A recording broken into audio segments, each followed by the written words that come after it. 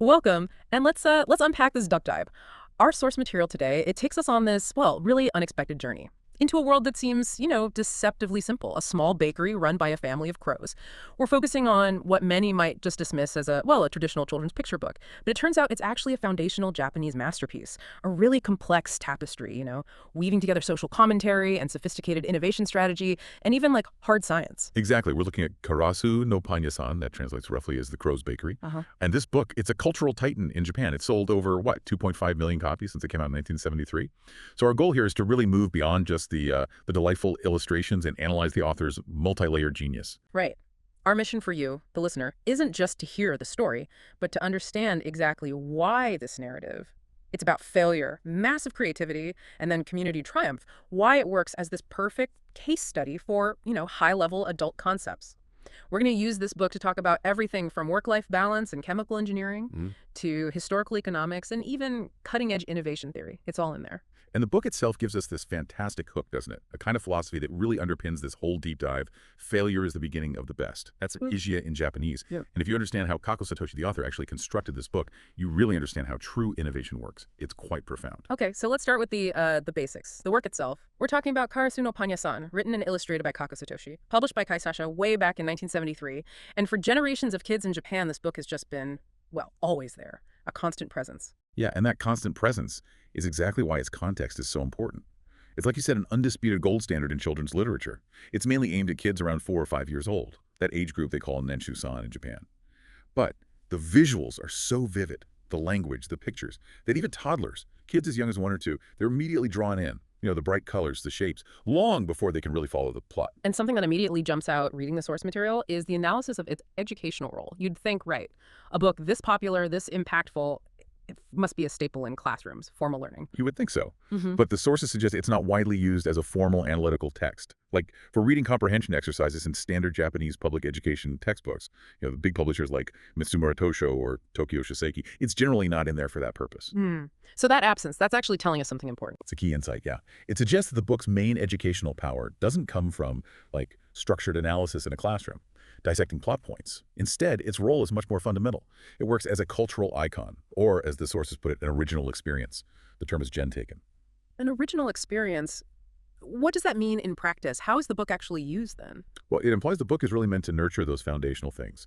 Imagination, emotion, curiosity. It happens through free reading, unstructured, parents reading it aloud. It provides this common cultural language and emotional framework that kids share, but without the pressure of, institutionalized learning. It's more like a building block for the imagination, a cultural foundation before it becomes some kind of structured teaching tool. It's something kids discover, rather than something they're formally taught. That makes a lot of sense. So it's like a shared emotional touchstone rather than an intellectual exercise they have to analyze.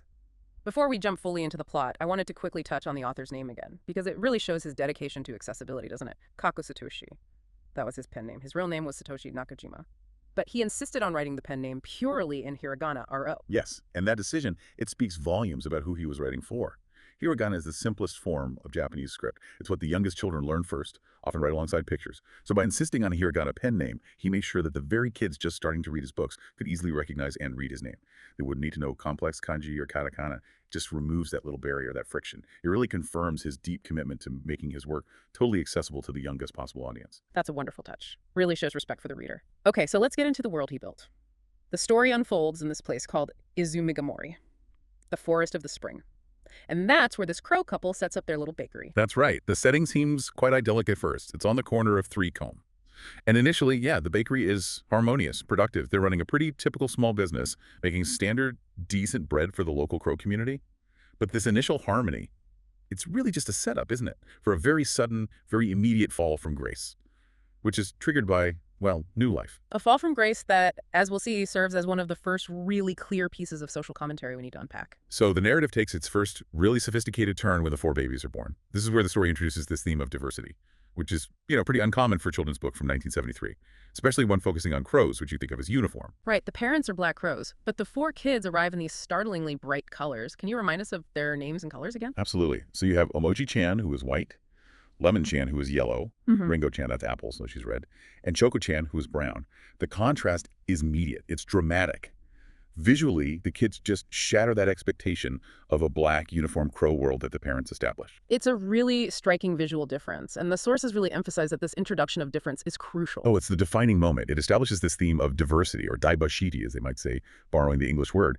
And crucially, the author makes sure this difference, these colors, it's instantly accepted, it's celebrated. The kids get these sweet, food-themed names that actually highlight how unique they are. So this difference isn't presented as like a source of conflict or some problem the family needs to fix. It's just the natural, beautiful state of this family. The conflict that comes next is purely external. It's about the collapse of their working structure. Right, and that structural collapse, that's the societal punch. The parents are just suddenly overwhelmed. And the book shows the reality of that work-life conflict with, well, brutal honesty. It's surprisingly explicit, isn't it? The parents become what the Japanese sources call uisogashi, which means just profoundly, extremely busy. Their attention is totally consumed by these non-stop, repetitive childcare duties.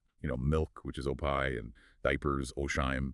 The demands of parenting are shown as relentless. They completely overwhelm the couple's ability to run their professional lives. And this isn't just about being a bit tired, is it? The book lays bare the immediate severe economic consequences of this work-life balance collapse. Exactly. The quality of their actual product, the bread, it just plummets instantly. They start churning out stuff that's basically unusable. Burnt bread, kujita pan, and half-baked bread, hanyaki no pan. The shop just descends into chaos, gets messy, disorganized, customers stop coming, and the family very quickly falls into binbu, poverty. I have to pause there because that level of explicit detail about parental struggle and the economic fallout, it's really remarkable for 1973. We talk about work-life balance, wakurai fubaran sunahukai is this modern corporate buzzword, but Kako Satoshi was illustrating the crisis decades ago. He absolutely was. And he did it without softening the edges, without euphemism. The crisis isn't abstract. It's explicitly tied to the demands of having young children, just disrupting professional productivity.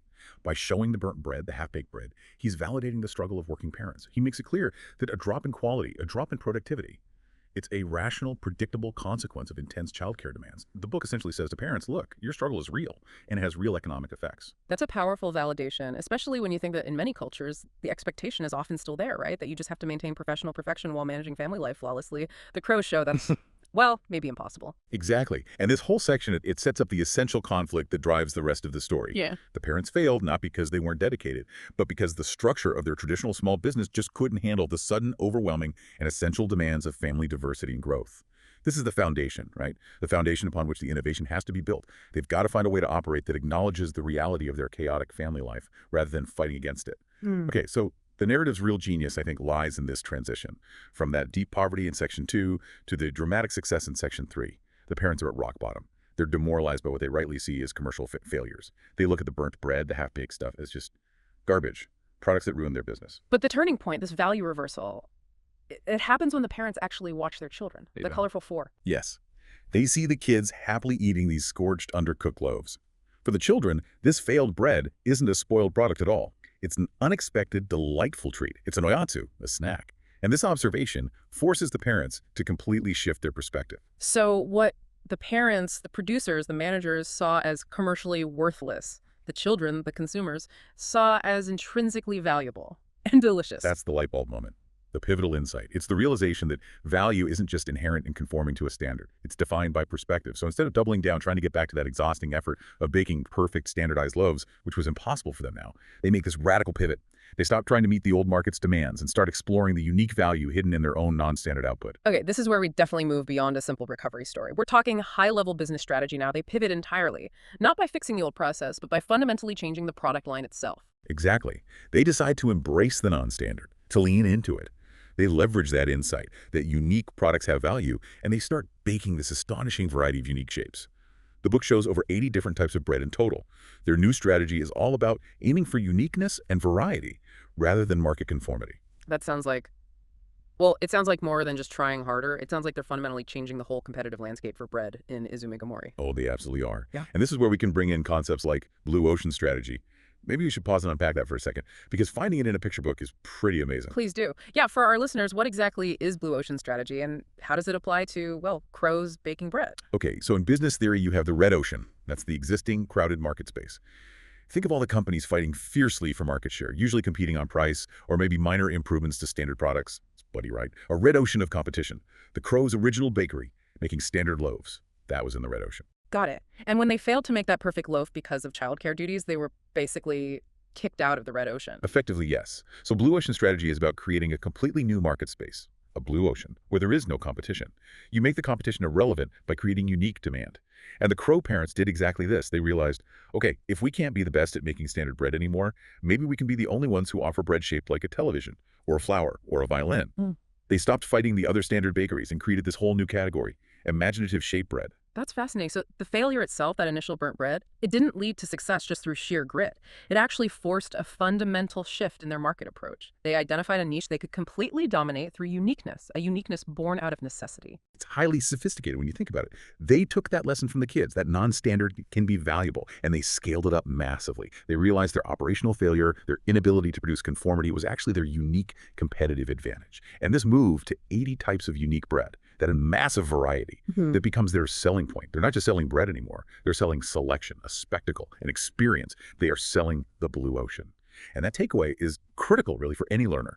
Value can be discovered where others only see waste or failure, and that unique discovery can become your uncontested competitive edge. Right. And the manifestation of this blue ocean strategy is that incredible iconic scene, isn't it? The two-page spread showing this just astonishing selection of unique breads. It's a visual riot. You've got food breads, animal breads, and those amazing imaginative thing breads, the monopan, like the TV bread and the violin bread we mentioned. That two-page spread is absolutely the book's centerpiece. It's that moment of overwhelming abundance, which we'll link this later to the historical context. But what really elevates this scene from just being a colorful illustration to true artistic genius is the sensory detail. I remember reading analysis about the tyria, right? The sheen on the bread. Yes, exactly. The tyria. It means the sheen or the glaze on the bread surface. And readers across generations consistently talk about how realistic the bread looks. They argue that the illustration somehow manages to convey the aroma, the fragrance of baked wheat. It seems to transcend the visual and tap into our sense of smell. It makes the image almost smellable. Okay, and this is where the author's background becomes absolutely essential to understand. Kako Satoshi wasn't just an artist and a storyteller. He had an engineering PhD. He worked professionally as a chemical technician. This wasn't just a hobby. He was a practicing scientist. And this changes everything about how we interpret that illustration, doesn't it? Our strong hypothesis, which is backed up by the source analysis, is that the accurate rendering of that delicious brown color, that really appetizing sheen, it's not just artistic guesswork. It's highly likely based on a scientific understanding of chemical processes. We're talking about the actual science of cooking here, specifically what happens when you apply heat to food. Precisely. We're probably talking about two key chemical reactions, the Maillard reaction and caramelization. These are the processes that transform raw dough into appetizing bread. The Maillard reaction involves amino acids and reducing sugars reacting at high temperatures. It creates thousands of different flavor and aroma compounds, and critically, it produces that rich, non-enzymatic browning that just signals to your brain this is delicious. Wow. So Kako Satoshi, the chemical technician, was essentially illustrating the perfect result of the Maillard reaction on the page. That's the idea. That realistic terria, that glossy, deep brown surface. It's the visual cue that signals the successful completion of these complex chemical changes. He was likely using his technical training to draw a chemically perfect result, subtly manipulating the reader's appetite and sensory perception based on actual scientific reality. You know, an amateur artist might just draw brown bread. Kako Satoshi seems to have drawn a chemical reaction. That level of intentionality is just breathtaking. It means the artistic success of the bread stems directly from the author's scientific realism. He used engineering principles to fuel the sociological experiment he was about to set up. Exactly. The scientific realism provides the necessary lure, doesn't it? Yeah. The bread has to look irresistible for the crowds to gather later. If the bread looked poorly drawn or somehow chemically wrong, the rest of the plot, the mass gathering, the subsequent success, it just wouldn't be believable. The science is really the structural foundation for the sociological narrative that comes next. It grounds the entire fantasy in this deep sense of appetizing reality, makes it feel possible. Okay, so now that the Crow couple has successfully pulled off their blue ocean strategy and they've produced this chemically perfect, visually irresistible bread, the stage is finally set for the author's true experiment. And the catalyst for the store's massive success is wonderfully chaotic. It's the sheer volume of baking required to produce 80 different types of bread. It creates this enormous plume of smoke. Right, and the surrounding community completely misinterprets this smoke. They do. It leads to this mass panic throughout Izumi. The other crows assume the bakery must be on fire. This prompts the immediate arrival of emergency services. You see the fire truck, the ambulance, even the Dr. Crow arriving on the scene. This accidental assembly, it's critical. The forced crowd gathering. Yes. And this chaotic gathering quickly turns into the moment of discovery. The panic fades when the crows realize, oh, it's just baking smoke. And that panic is replaced by sheer fascination with this incredible spectacle of new, unique bread. The shop's reputation then spreads like wildfire through word of mouth. Kuchikomi, as they say. But the gathering itself, That seems to be what Kako Satoshi was truly interested in studying. Okay, let's get to maybe the most compelling revelation from the sources here. This is about the author's explicit stated intention. It's mentioned in the afterword, right? This is the point where we have to ask, are we just overinterpreting this simple picture book? Well, this is where we stop interpreting and we just start quoting the author himself. Hmm. Kako Satoshi revealed that his true foundational inspiration wasn't baking, it wasn't children. It was the choreography of the Mosaic Dance Company, specifically their performance called Partisan. Wait, hang on. A Russian folk dance troupe inspired a Japanese picture book about crows baking bread. That sounds like a radical intellectual leap. It really does. And that's why we have to trust the author's own words on this. He said he was deeply moved by the company's mastery of individual lively description and synthesis into the whole. Think about a huge dance company, right? Every single dancer is an individual. They have unique movements, unique expressions, but they all synthesize into one powerful, unified narrative on stage. Okay. And he wanted to replicate that specific choreographic technique, but in a picture book format. That was his explicit goal, yes. He stated directly that he tried to apply this technique to every single crow in the book, especially in those crowd scenes. Therefore, the book isn't primarily about the bread. The bread is just the structural mechanism, the catalyst, the lure.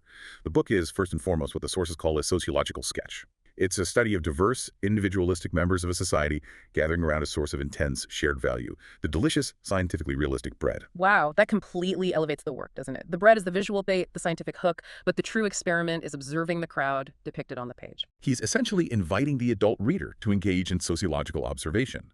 And this intention explains why readers, especially adults who revisit the book years later, often spend time trying to identify and track individual characters in those massive crowd scenes. You know, finding the bride crow or that specific old lady crow they call Cheer Cheery Buzzon, by asking the reader, implicitly, to pick out these distinct character movements and reactions within the collective. Kako Satoshi is fulfilling his intent. He's encouraging the active observation of the individual within a complex, synthesized society. It's like a remarkable piece of hidden pedagogical engineering. You lure the child with the appetite appeal of the bread, and you lure the adult with the complexity of social observation within the crowd. And it links directly back to the diversity theme we talked about earlier in Section 2. The 4 unique, colorful children lead to the uniquely shaped bread, the blue ocean strategy, which then leads to the diverse social gathering, the sociological sketch. Every layer builds on that foundation of accepting and valuing individual differences.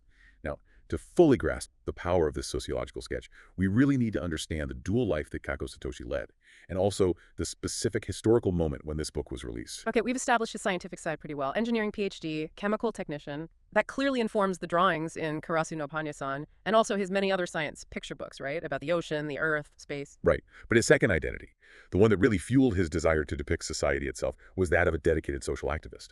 Alongside his corporate technical job, he spent decades heavily involved in what are called settlement activities in Japan, Tsurumento Katsudo.